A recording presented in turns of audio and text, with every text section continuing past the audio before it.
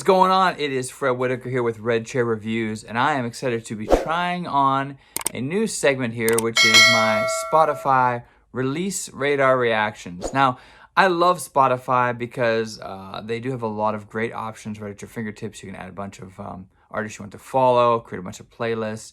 I don't like that they don't pay the artists more. They should do that.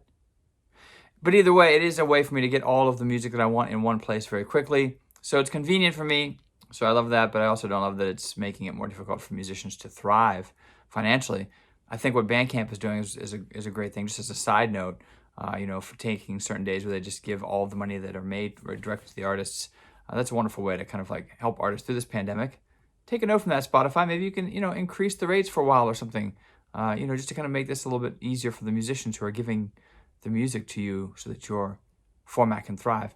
Either way, this is the Release Radar. And the thing I don't love about Spotify, besides the fact they're not paying the musicians a lot, is that they just lump any musician with the same name together. So there are a lot of musicians that I follow, and I follow thousands of artists on Spotify.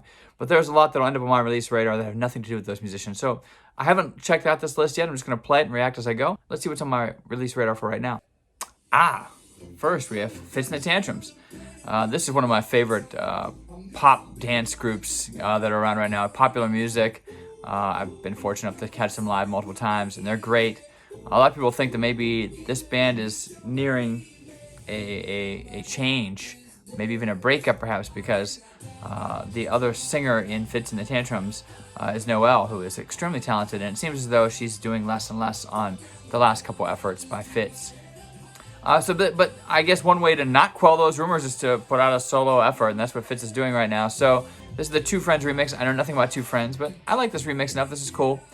I did get a chance to listen to the other new track that Fitz did just release, though, and I was not as impressed by it. I can't remember what it's called now. I'll put it on the screen. Either way, I wasn't as impressed by that one. It kind of bores me. But this song is catchy enough, and I like this remix. Sneaky little side note here that Fitz has actually been doing music for a while. This is their break a few years ago. They got this big break. Now they're kind of like the stadium anthem king and queen, if you will, of the pop station. But Fitz is a little older than people think he is. Take a look at it. But I'm glad to see him find success, and I do enjoy what they do quite a bit. I hope that he isn't done working with Noelle, though, as the rumors have been for a while now. I'm hoping they continue to do that together, because I think that group as a unit makes wonderful music.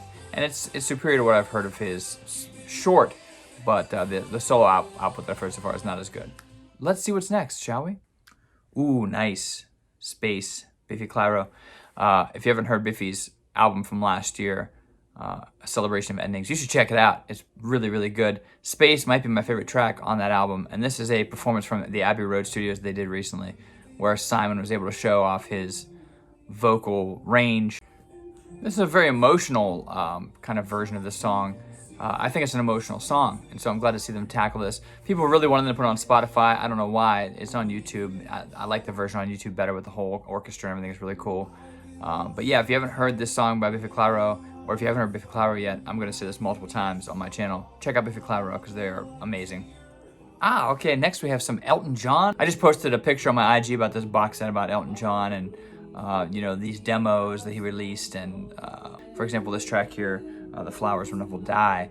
I've heard snippets of this around, and I really appreciate the song. It's very early. I think this was maybe recorded in the late 60s, so it's early in his career.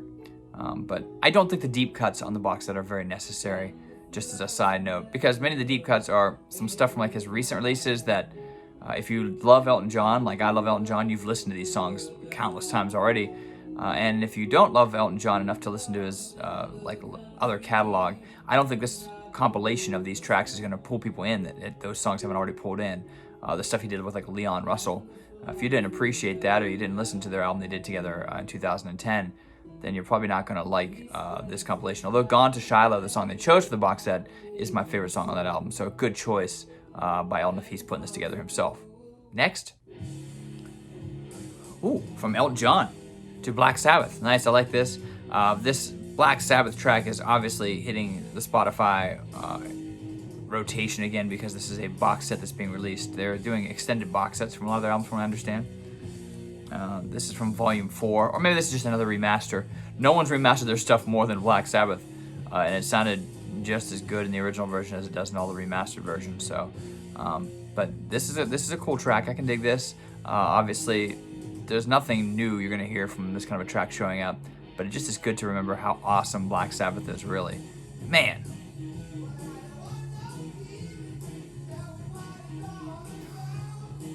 I mean, Black Sabbath wrote every heavy riff ever.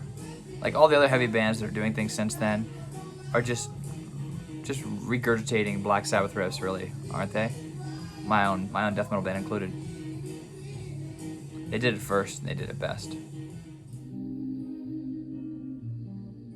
That's Annika, okay. I didn't really need to look because you almost recognize her voice right away. Annika van Giersbergen is like the greatest female vocalist I've ever heard. Perhaps maybe besides, Karen Carpenter's up there.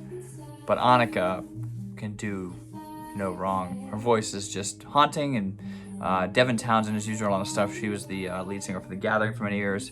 She did a bunch of solo stuff, which is really good. I got to see her in Cleveland a couple years ago. And man, this voice is unstoppable. She's releasing a solo album, which I wanted to pre-order, but the cost to ship it over here was going to be immense. I didn't feel like selling a kidney. So I'm just gonna wait and see. Hopefully it makes it to American shores at an affordable price. But I love this cover on this single, and I love the song itself. I think she's just doing some great stuff, but she's really on a roll. She did an orchestral performance and put that on an album a few years ago. It was really excellent, and she's just mesmerizing and amazing. If I ever run into more Devin Townsend stuff with you guys, I'm sure at some point I'll talk about the stuff he's done with Annika, because it's my favorite stuff in his catalog. And I don't think that's due in a small part to her contributions vocally, because she is unbelievable. I like this song a lot. Sometimes I don't talk because it's just, the music's so good, you just gotta let it go. I think vocally she's doing a lot of really cool things lyrically too here. Obviously this topic has to do with one of the seven forms of love. So kind of cool that she's kind of tapping into that, the many different meanings of love here. This is the best track I've heard this week so far. Check it out if you haven't. You got to go listen to it. It's really good. This is William Doyle. I followed William Doyle a few years ago on a recommendation of another video blog I was watching. Might have been Fantano, I'm not sure. But his most recent solo album was really critically acclaimed, and I enjoyed it. This is a lot of electronic synth elements, kind of a bossa nova feel. Odd. It's cool. I'm waiting for the vocals though. Let me hear the vocals. Let's hear the delivery. I know the thing I like about his voice is that the timbre of it is almost like an early Morrissey kind of thing. Very like lilting, gentle, yet dark. Really don't like the percussive background track though. It distracts from what I think is a pretty good song besides it. Nah, I'm just not feeling this one. Sorry, Mr. Doyle, this is not doing it for me. Not like some of the tracks off your last album.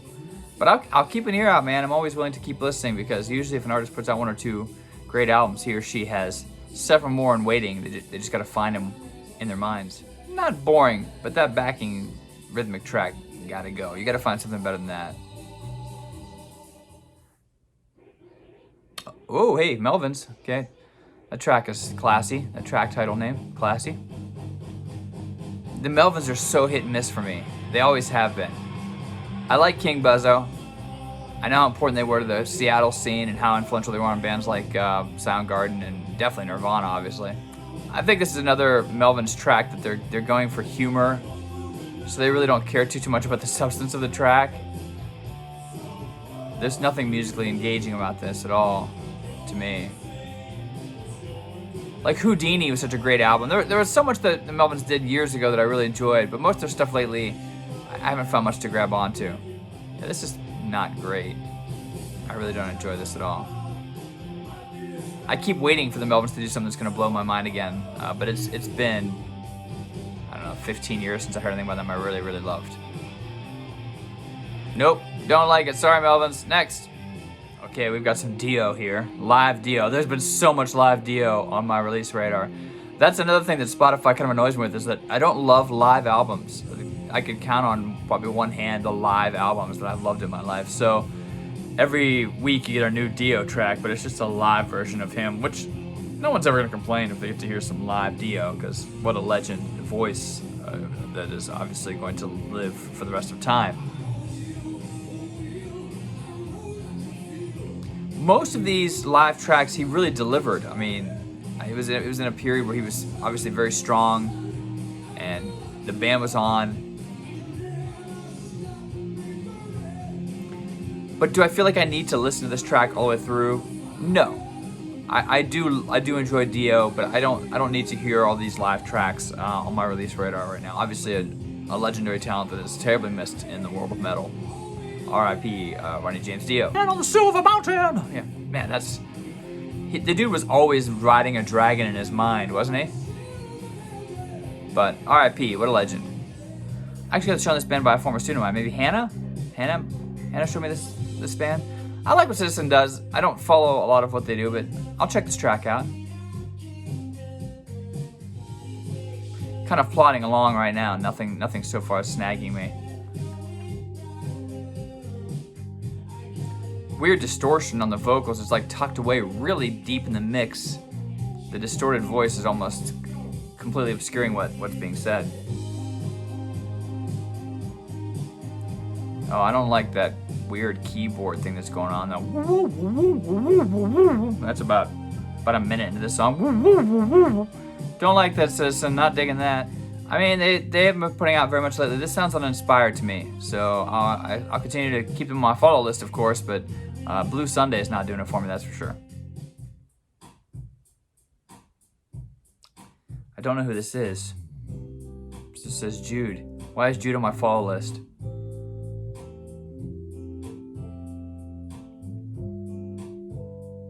Mellow, like that kind of like, what is that called, a Wurlitzer keyboard sound back there? It's nice. Mellow vibing. Not in English, as I suspected with that song title. Can't even tell what that is. Let's see if I can guess.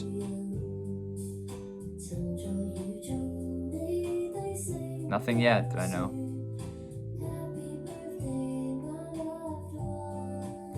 Happy Birthday, My Loved One. Maybe that's the name of the song. That was in English. I understood that. Me and my solo language self. Sorry, world. I should be much more worldly than I am. I know English and parlo un poco italiano. I don't even know if that's right. But that's all I got. It's weird that you would just choose the English phrase of happy birthday. That kind of limits your listenership. Really only one day a year you can listen to that. I actually play for other people. I don't hate this. It's actually quite haunting and beautiful, but I have no idea why it's on my list or where it's going. Good job, Jude. I don't know why you're on my list, but this track's mellow. Let's do like one or two more. I have to put a stop to this somewhere. Let's do one or two more. Let's see what's next. Connick Jr. Interesting. Wonderful voice. Talented musician, obviously. Don't really follow a lot of Mr. Connick Jr.'s things.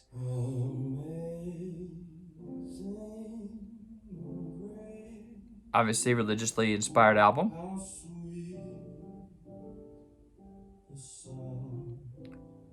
I think this album covers...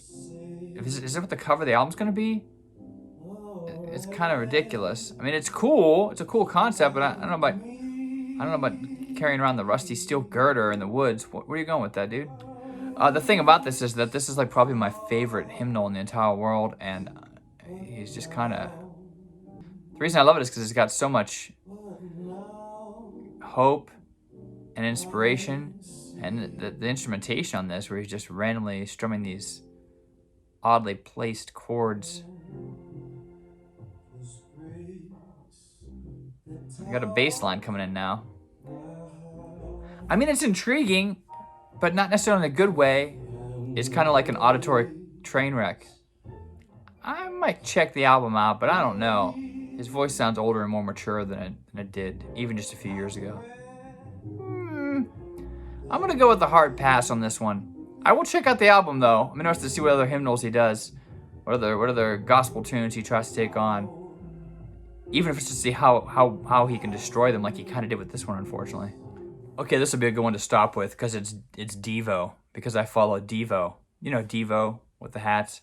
But looking at this album cover and knowing those guys don't do much, this is not the Devo that I'm following. This is another Devo. This is what I mean. The release radar will just grab random. Oh, this person's name's Devo.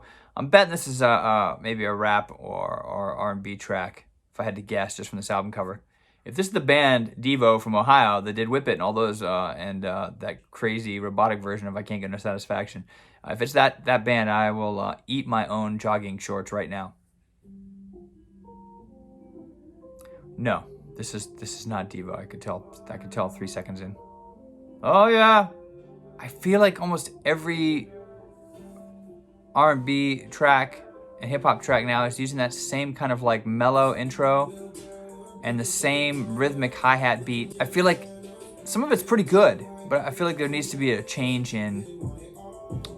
This is not good. This is a rough go here. Sorry, Devo. Both to the person who's performing this song, I'm sorry because I don't like it, and I'm also sorry to the band Devo that someone is using the name Devo and is doing this. I just don't love it that much. I've heard worse. I won't delete Devo on my list. I'm sure something else by Devo, this particular performer, will show up on my stuff again, and maybe the next one I'll enjoy. This one's not doing it for me. So that's it. I mean, that's me going through my release radar. I hope you enjoyed this. I always am adding artists and checking things out. So once every couple weeks, I'll put on my release radar and we'll see what tracks are new and if they're worth anything. The Annika song was excellent. Really enjoyed that. I still don't hate the DL laugh tracks, but there's a lot of them. Just so many laugh tracks. Just for fun, let's see what the next thing is. If this is another one of those things, let's see. Oh, The Cult. I don't think that's the band The Cult, is it? No.